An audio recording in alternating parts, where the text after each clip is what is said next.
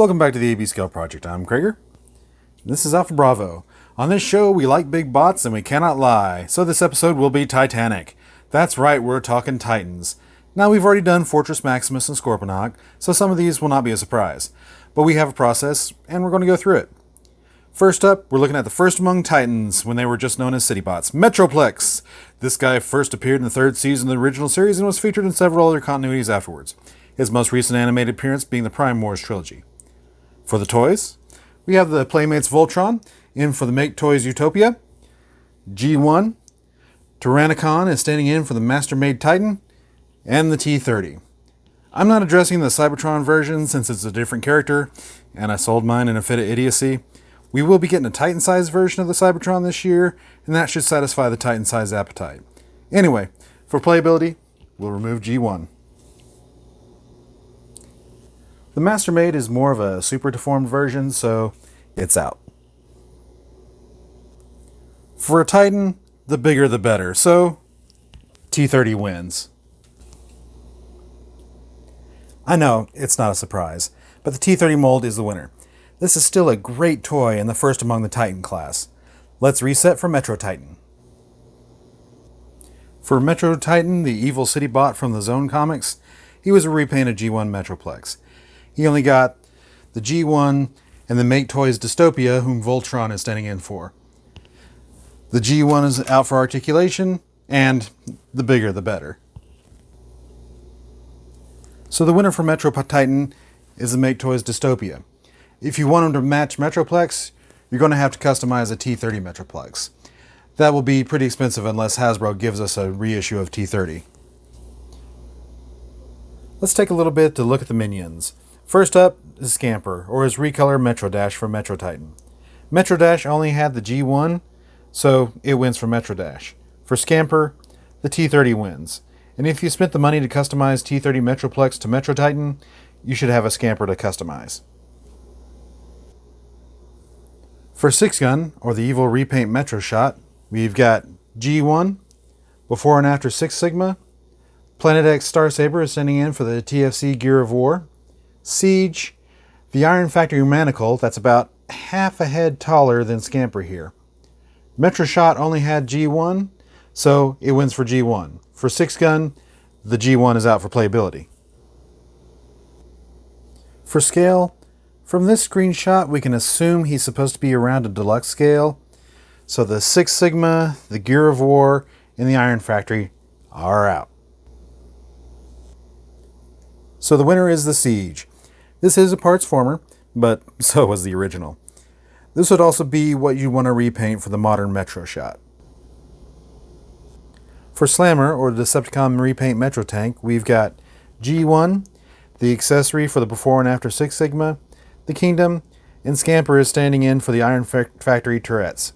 As an aside, if you want all your minions to be the same size, you'll want the Iron Factory. Anyway, once more, G1 is the only official Metro Tank. For playability, he's never been shown to have a robot mode and didn't until Iron Factory made theirs, so we can't remove the G1 and the Before and After out of hand. But we can say that they don't have articulated turrets, so we're going to eliminate them for that reason. Back to our screenshot. Slammer is pretty big, so the bigger the better. The Iron Factory is eliminated.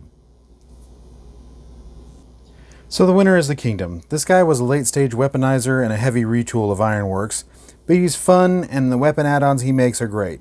Once more with feeling, if you want a modern Metro tank, you'll have to buy an extra Kingdom Slammer. The one minion that Metro Titan had that Metroplex didn't, Metro Bomb, only had a G1 Micromaster that this Micromaster is standing in for. For a modern version, you could use almost any recent car mold that didn't have any vehicle kibble on his chest, like the Combiner Wars molds. Let's move on to our next Titan, Tryptocon. This was the Decepticon answer to Metroplex, and he became the chief form of transportation for them in several continuities. Tryptocon is back for the Master Made Diabolus. Planet X Omega Supreme is in for the Planet X Apocalypse, and the G1 is out for playability. Planet X and the Master Made aren't really the aesthetic we're going for, so I want to remove them.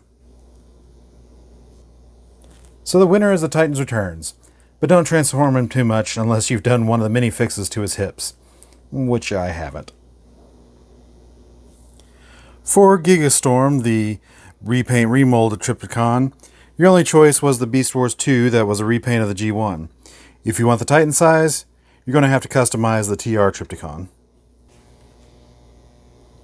For Tryptocon's minions, we're starting with Bert, or Brunt as he's known officially. He only had the G1 that was cobbled together from different city components, and Siege that can be broken apart for different city components.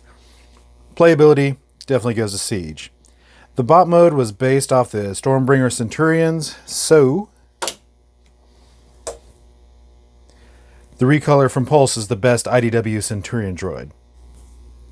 Wipeout is a minion that got a little play in comics, but was never included with the Tryptocon, unless you count the Headmaster to 4 full tilt, which I don't.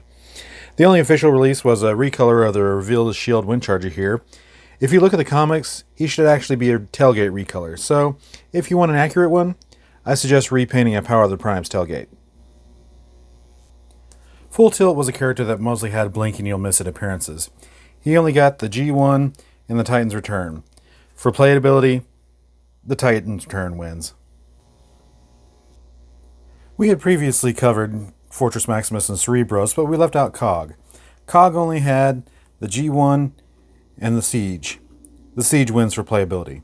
I know, this is a running theme. For Scorponok's buddy Fast Track, he also only had the G1 and Earthrise. I don't have the G1, but the Earthrise was going to win anyway. Same goes for his repaint, Black Roratici. The Generation Selects repaint of Fast Tracks wins. For Black Zarek and Grand Maximus, their mold selection similar to their recolor sources, but with less options. Therefore, the repaints like Legacy Black Zarek I have here, and the Takara Legends Grand Maximus will win for those. There were more Titans in IDW, but most were unnamed or recolors of Metroplex. None had toys, but I'm going to try and offer suggestions. For Carcer Valium, you could use the Titan Arc as a non-battle mask version. He's a little shorter, but he could work. Navitas was never actually shown in robot mode, but you could use a Star Wars Sandcrawler toy for the alt mode. For the others, you could use other large robot toys like my Shogun Warriors Raideen here to fill in your ranks. These days, they'll cost you a pretty penny. You could also use the Ninja Steel Lion Fire Zord like I did for my Grandis over here. You can also use other toys like the Power Rangers movie Megazord. The possibilities are somewhat endless. The one exception is Chella. I think you're going to have to get a pet parrot for her. Thanks for joining us today on our Kerfuffle of Titans on the AB Scale Project. If there's a character you'd like to see, put your request in the comments below. Please like, share, subscribe, leave a comment, and I'll see y'all later.